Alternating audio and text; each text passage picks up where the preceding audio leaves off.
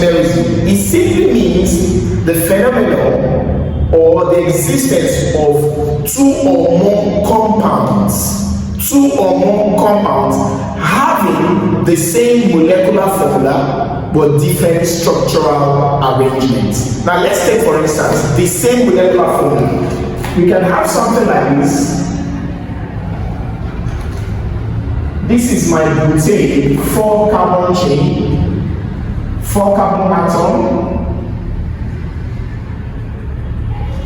This is my carbon atom for butane. You can see it right there. So that means the formula is C4H8. No, H10, right? H10. This is butane. Now, this butane can be rearranged in a different pattern in such a way that the molecular formula will still be C4H10. One example is this. 1, 2, 3. Instead of 4, one has been broken down to form a branch chain. Now we are not going to be having this,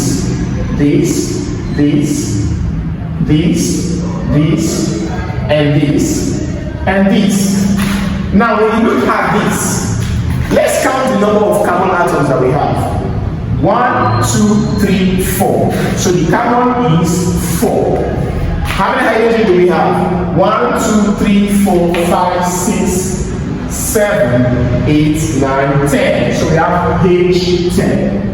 Can you see that? So what did you observe? This is the normal butane, C4H10. But this compound right here is not butane. It is 2-methyl propane. I repeat. 2-methyl propane. But look at the molecular formula, C4H10. So you can see that these are different compounds, but they have one thing in common. Now what is that? They have the same molecular formula, but different structural arrangements. In this case, we say this is called isomerism. So these are the isomers of this compound butane. Next, we are going to be talking about the different types of isomerism. I will just explain 3 major types of isomerism for us. Then further on, we can push on to the next types of isomerism. The first, number 1, functional isomerism.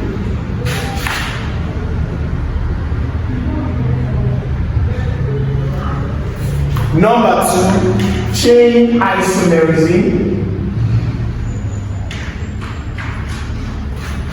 Number 3, geometric isomerism. We have more than this: optical, structural, but we are going to be dealing with 3 types of isomerism for today. Now let's start with functional isomerism. For functional isomerism, we have these compounds having the same molecular formula but different functional group. What do I mean by functional group? Functional groups are those atoms or radicals that are attached to an organic compound or a hydrocarbon that determines its chemical behavior. I repeat, functional groups are those compounds attached to an organic compound or a hydrocarbon that determines its chemical behavior. One of the functional groups we have is OH. This is an alkyl group. Another functional group we have is a triple bond, the double core. Another one is a triple bond. Now this functional group, we also have COOH, carboxylic group. Now these are functional groups and maybe more. But I'll be telling you a few things you need to know about this functional group. OH is the functional group that when it is attached to a compound, it makes that compound to be soluble in water because of the presence of OH. That's why we have alkyl. We have the double bond, which shows that the compound is an unsaturated hydrocarbon. We have the triple bond, and we have the COOH, which shows that the compound is an acidic compound. Now, when you have a compound or 2 or more compounds having the same molecular formula but different functional group, it is called a functional isomerism. For instance, we have our F ion, which is C2H5 and OH. How many carbons do I have? If you have 2 carbons, how many hydrogen? 5 plus 1, 6. 6 hydrogen. And how many oxygen? 1 oxygen. Another example is methane. Methane.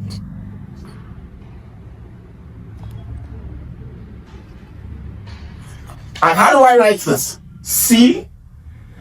CH3, then O, another CH2. Now this is methane. Now let's count how many number of carbons it has. It has 1, 2 carbons. How many hydrogen? 1, 2, 3, 4, 5, 6. 6 hydrogen. And how many carbon? 1 oxygen. How many oxygen? 1 oxygen. So what did you observe? Continue.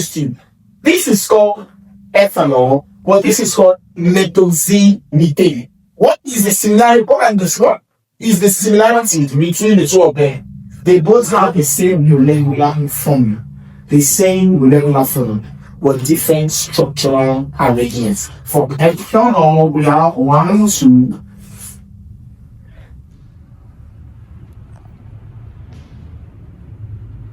Can you see? They have different structural, they have the same molecular formula, but different functional. The functional group here is different from the functional group of alkali. So we call this type of isomerism or functional isomerism. Next, geometric isomerism, we have these compounds having the same molecular formula, but different spatial arrangements of the atoms. This could be as a result of the bond angles of the carbon atom. So the atoms are arranged in different spatial arrangements, but they have the same molecular formula. And in this geometric isomerism, they are of two kinds. The first one is trans, and then the second one is the cis. I'm going to give you just a simple example of trans and cis. If you look at it, they both have the same number of carbon. They have the same number of carbon and the same number of hydrogen. Now with this, the few things I want you to look at to understand what geometric isomerism means. When you look at this one, the function, the substituent group attached to this compound are arranged in the same position. They are arranged in the same position. The same partial array and same position. Now, why this one like arranged in opposite direction? So those ones that have the substituent group attached at the same position, they are called the cis geometric isomerism. While the ones that are of opposite arrangement, they are called the trans isomerism. How do you name this? This will now be the first thing to name it.